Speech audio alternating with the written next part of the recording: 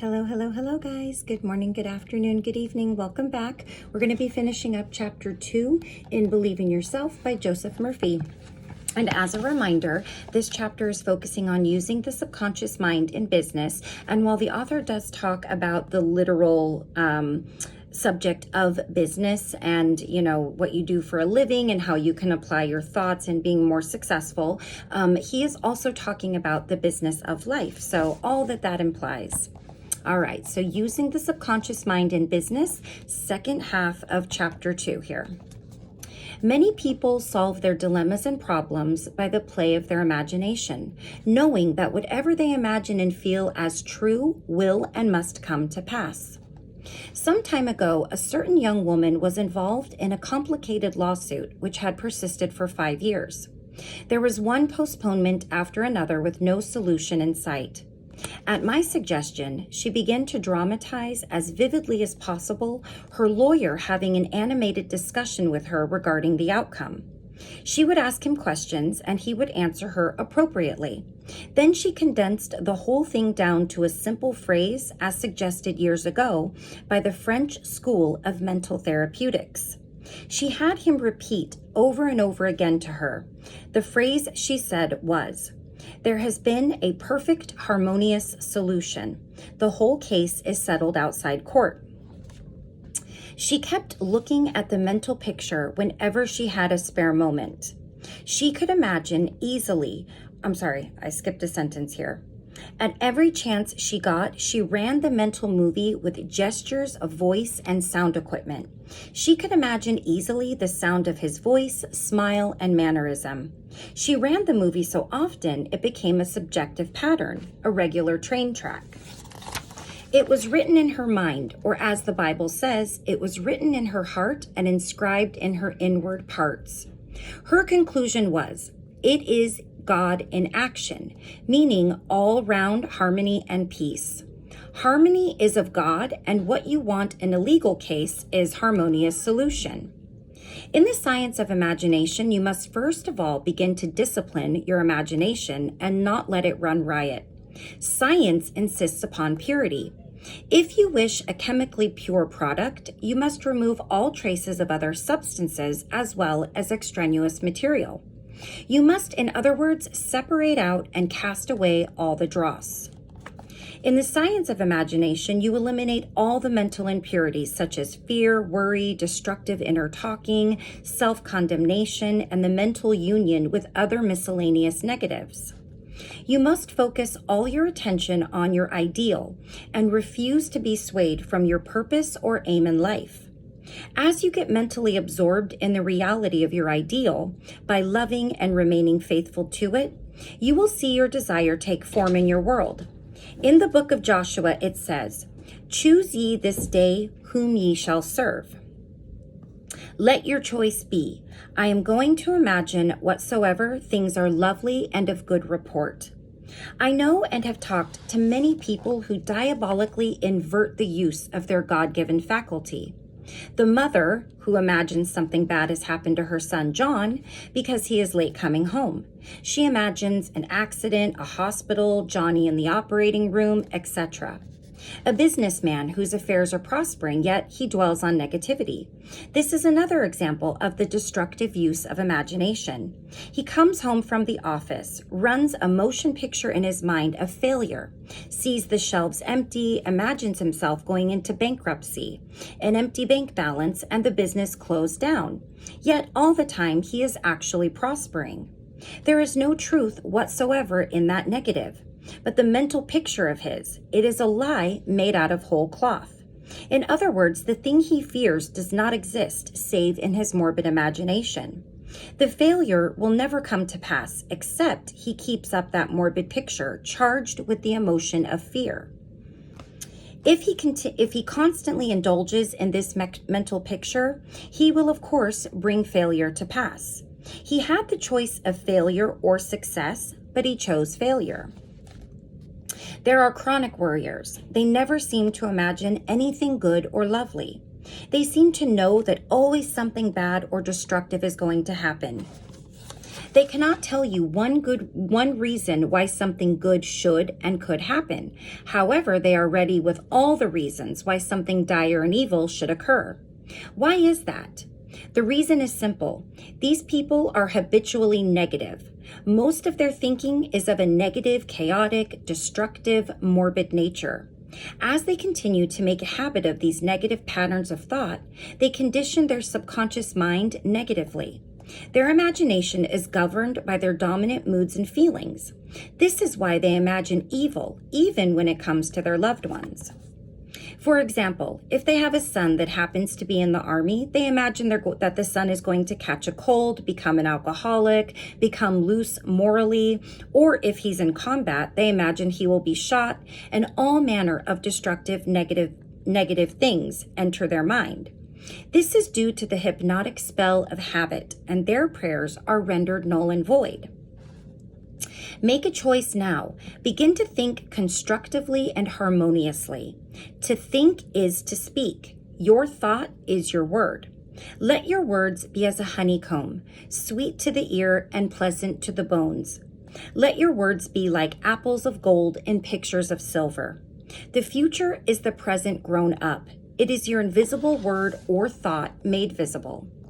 Are your words sweet to the ear? What is your inner speech like at this moment? No one heard you. It is your own silent thought. Perhaps you are saying to yourself, I can't. It is impossible. I'm too old now. What chance have I? So-and-so can do it, but I can't. I have no money. I can't afford this or that. I've tried, but it's no use. You can see your words are not as a honeycomb. They are not sweet to your ear. They do not lift you up or inspire you. Ouspensky was always stressing the importance of inner speech, inner conversation, or inner talking. It is really the way you feel inside, for the inside mirrors the outside. Is your inner speech pleasant to the bones? Does it exalt you, thrill you, and make you happy? Bones are symbolic of support and symmetry.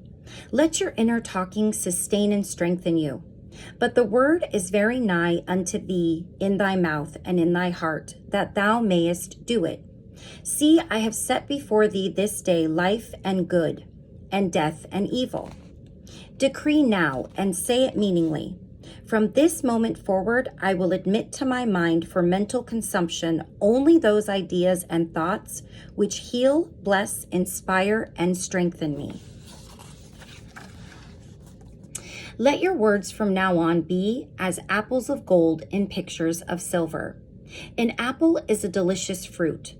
Gold means power. Pictures of silver mean in the Bible your desires. The picture in your mind is the way you want things to be. It is the picture of your fulfilled desire. It could be a new position or health. Let your words, your inner silent thought and feeling coincide and agree with the picture of silver or your desire. Desire and feeling joined together in a mental marriage will become the answered prayer. Be sure you follow the imagination of the Bible and let your words be sweet to the ear. What are you giving your ear to now? What are you listening to? What are you giving your attention to? Whatever you give attention to will grow, magnify, and multiply in your experience. Faith cometh by hearing, Paul says. Listen to the great truths of God. Listen to the voice of God. What language does he speak in?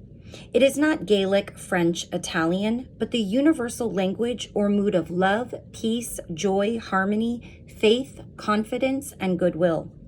Give your ear to these qualities and potencies of God. Mentally eat of these qualities, and as you continue to do so, you will be conditioned to those positive, enduring qualities, and the law of love will govern you. You have heard this often repeated quotation, man is made in the image and likeness of God.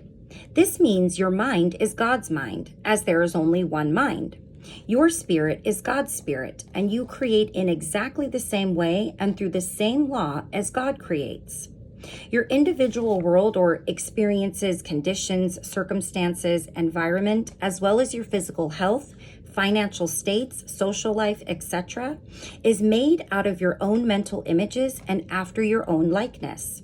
Like attracts like. Your world is a mirror reflecting back to you your inner world of thought, feeling, beliefs, and inner conversation.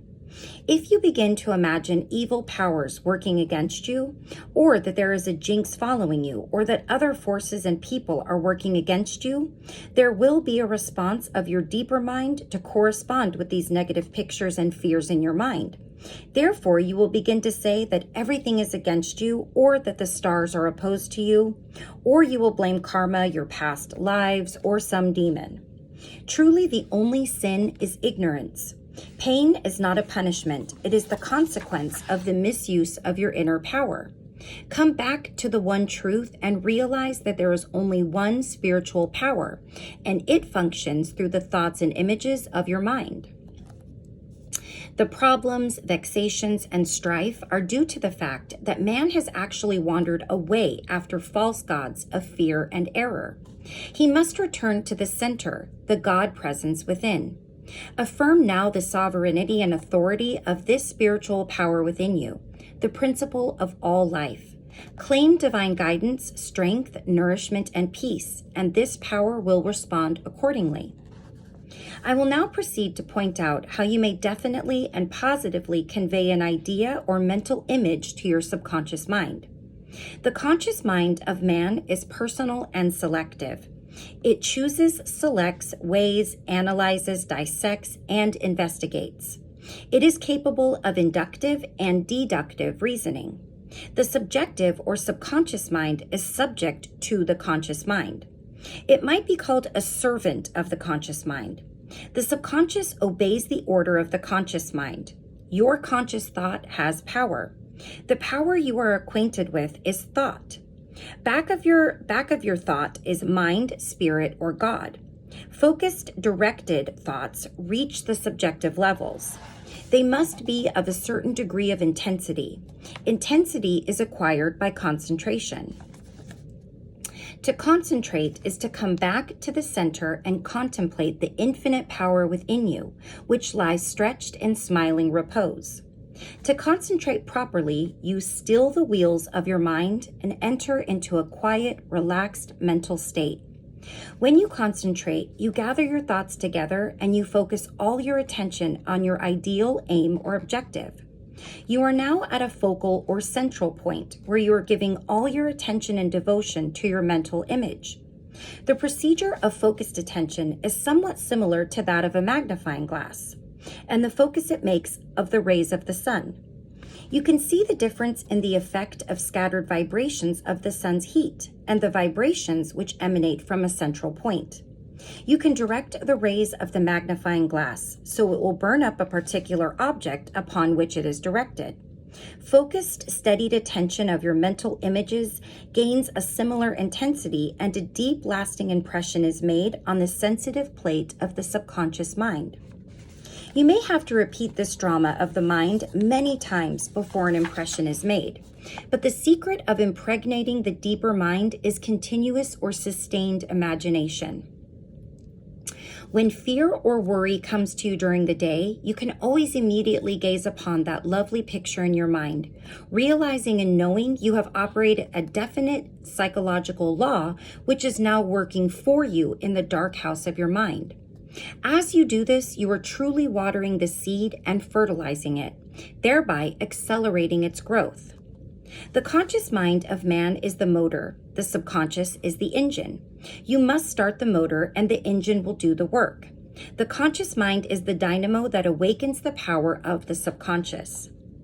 The first step in conveying your clarified desire, idea, or image to the deeper mind is to relax, immobilize the attention, get still and quiet. This quiet, relaxed, peaceful attitude of mind prevents extraneous matter and false ideas from interfering with your mental absorption of your ideal.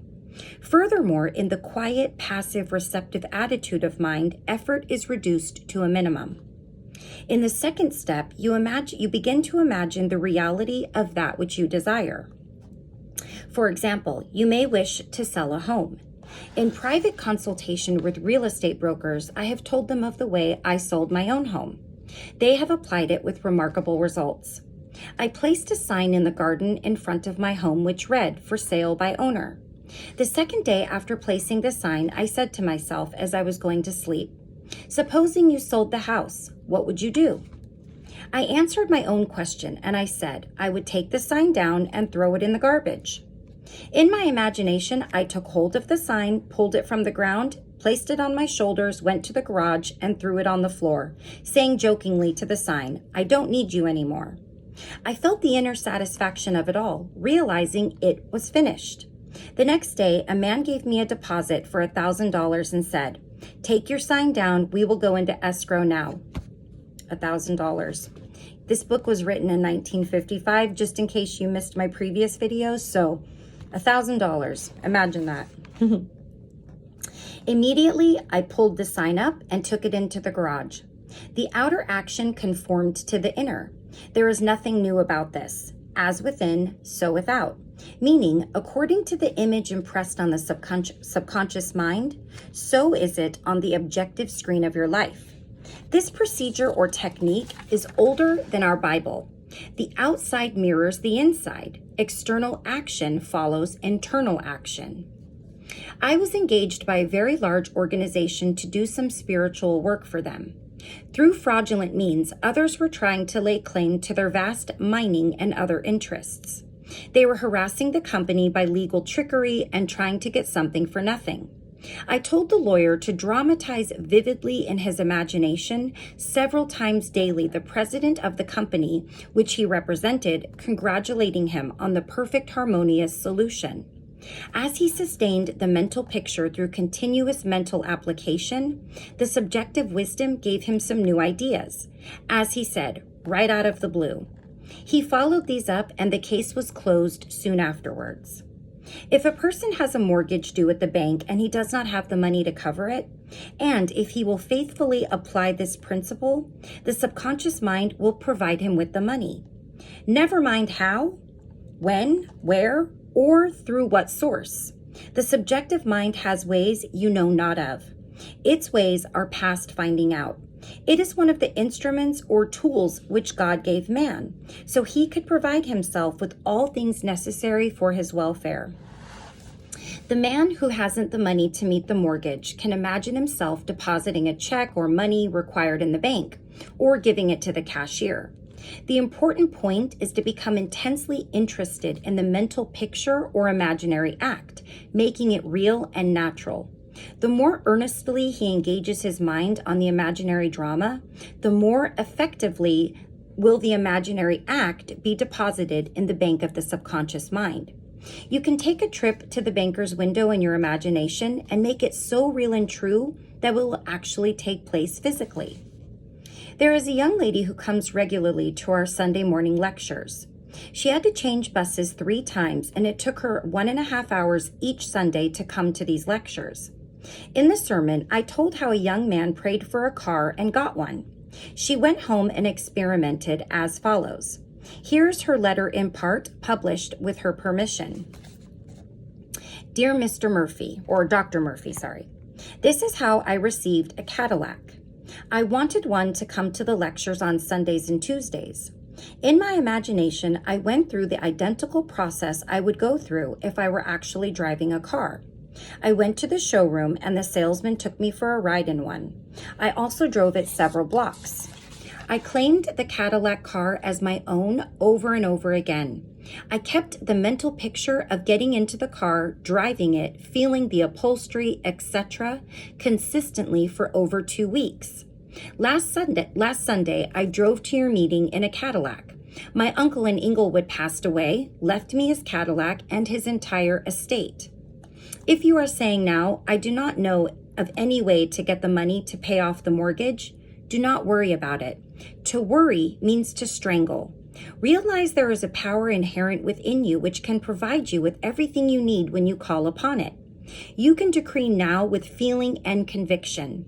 My house is free from all debt, and wealth flows to me in avalanches of abundance. Do not question the manner in which the answer to your prayer will come. You will do the obvious things necessary, knowing that the subconscious intelligence is directing all your steps, for it knows everything necessary for the fulfillment of your desires. You can imagine also a letter from the mortgage company informing you that you are paid up. Rejoice in that image and live with that imaginary letter in your mind until it becomes a conviction. Become convinced now that there is a power within you capable of bringing what you imagine and feel as true into manifestation. Sitting idly by, daydreaming, and imagining the things you would like to possess will not attract them to you. You must know and believe that you are operating a law of mind. Become convinced of your God-given power to use your mind constructively to bring into manifestation the things you desire. Know what you want. The subconscious mind will carry out the idea because you have a definite, clear-cut concept of what you wish to possess. Imagine clearly the fulfillment of your desire. Then you are giving the subconscious something definite to act upon. The subconscious mind is the film upon which the picture is impressed. The subconscious develops the picture and sends it back to you in a material, objectified form.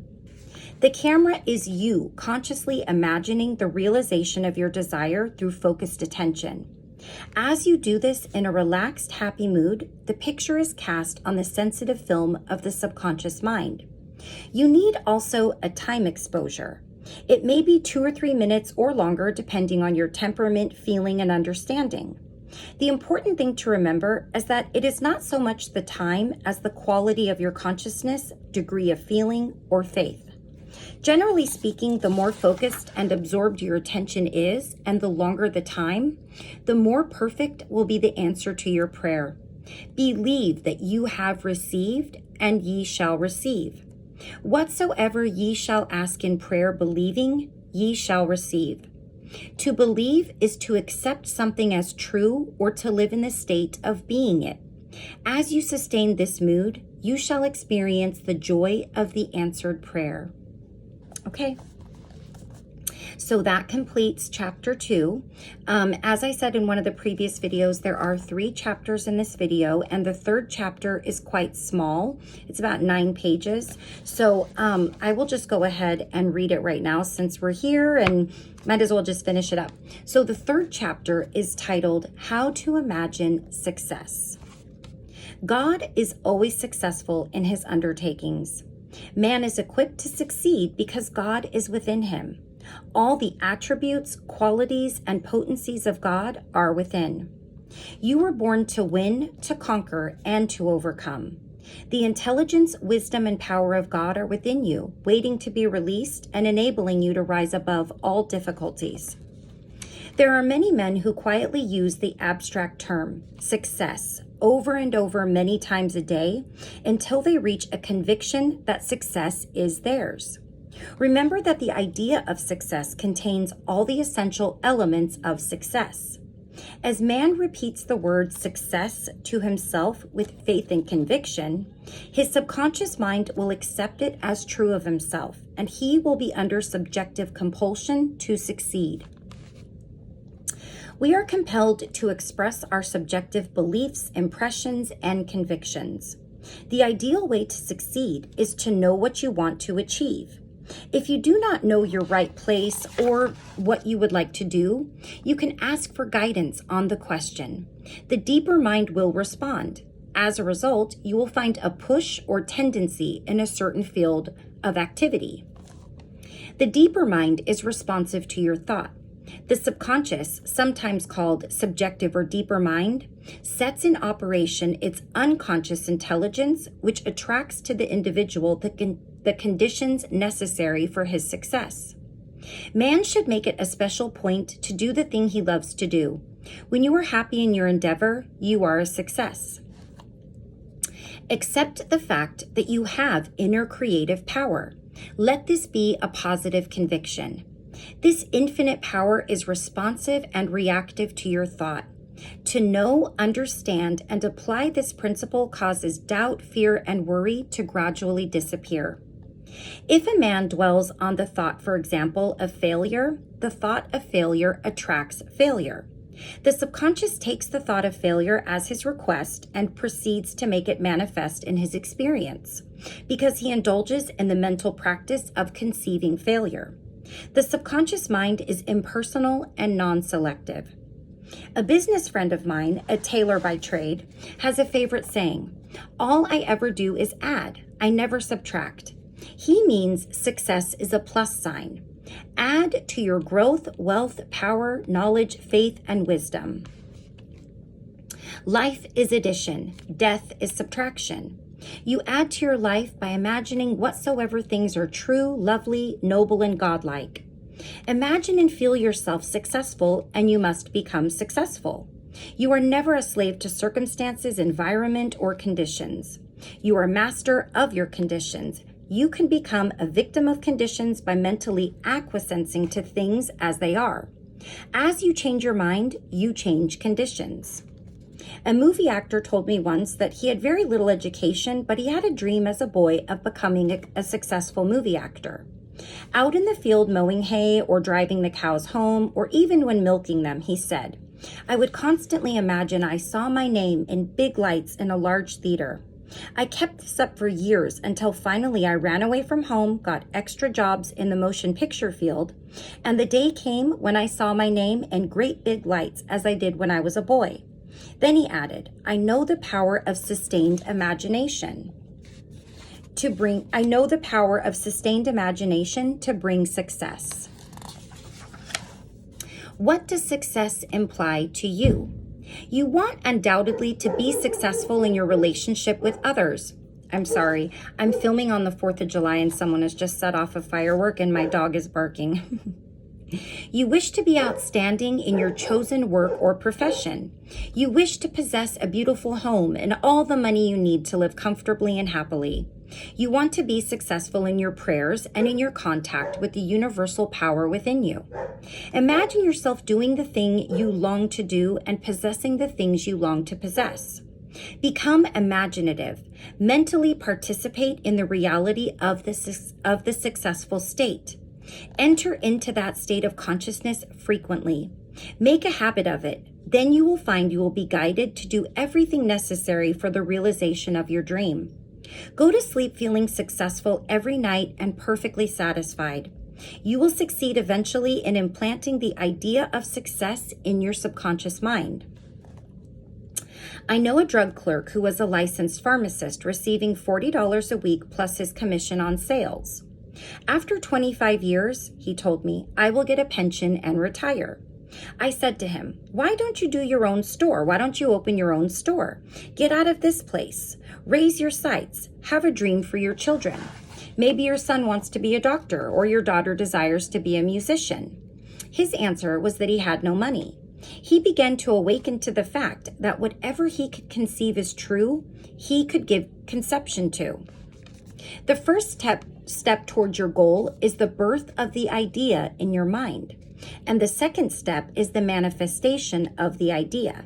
He began to imagine he was in his own store. He participated in the act mentally. He arranged the bottles, dispensed prescriptions, imagined several clerks in the store waiting on customers. He visualized a big bank balance. Mentally, he worked in that imaginary store. Like a good actor, he lived the role. Act as though I am and I will be. This drugstore clerk put himself wholeheartedly into the act, living, moving, and acting in the assumption that his store was his. The sequel was interesting. He was discharged from his position, went with a large chain store, became manager and district manager. He made enough money in 4 years to make a down payment on a drugstore of his own. He called it his dream pharmacy. It was, he said, exactly the store he saw in his imagination. He became successful in his chosen field and was happy doing what he loved to do. The individual who habitually maintains a mental attitude of faith and expectancy of the best is bound to succeed and advance in life. The individual who is depressed, dejected, morbid, and despondent attracts failure all along the line. Fear is truly a lack of faith in divine supply. It is faith misplaced. Fear is faith in the wrong thing. Fear is a belief in lack or that man's good is being withheld from him. Son, thou art ever with me, and all that I have is thine. All things you need are in the invisible. It could be said that all things needed are in the abstract. You must desire to be greater than you are in order to advance in life. Desire comes first, followed by a recognition of the power within you, enabling you to manifest what you want. The subconscious mind is the medium through which all that you desire can be brought into objectivity. You are the one giving orders in the form of habitual thinking, feeling, opinions, and beliefs. The subconscious mind obeys the orders given by the conscious mind. If your conscious mind is opposed to all negative thoughts, they can make no impression upon your subconscious mind. You become immunized. If, for example, you say, "I wish I were healthy, then I could be much more successful in my work." Begin now to realize your body is the builder of the body and controls all its vital functions. Your conscious mind has power to change any idea or group of thoughts held in the subconscious mind. You can impress the idea of health on your subconscious mind when you know it can be done. A conviction and sincere belief is necessary. Affirmative statements establish definite impressions on the subconscious mind. A wonderful way to impress the subconscious is through disciplined or scientific imagination. By illustration, if your knee is swollen and you are lame, imagine you are doing the things you would do if you were in perfect health. You might say that I would go downtown on a bus, visit friends, go horseback riding, go swimming or hiking. First, in your imagination, you go on these psychological journeys, making them as real and natural as possible. Continue to go on these psychological journeys. You know that self-motivation is yours. All movement is first of the mind or consciousness of man before any external movement can take place. By example, the chair does not move of itself. You must impart motion to it. The same is true of your body.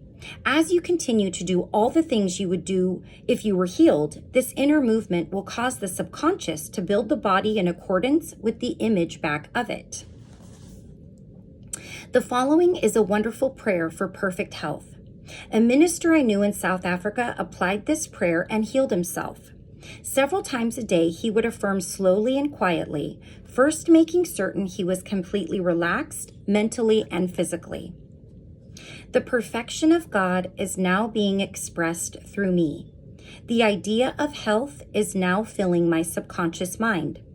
The image God has of me is a perfect image, and my subconscious mind recreates my body in perfect accordance to the perfect image held in the mind of God. This is a simple, easy way of conveying the idea of perfect health to your subconscious mind. You can develop confidence by knowing and realizing that nothing can prevent you from achieving success. Develop a certainty in your mind that this inner power can be called upon to overcome all obstacles. There must be an assurance and determination on your part that you can achieve and accomplish what you set out to do. This positive, affirmative attitude constitutes confidence.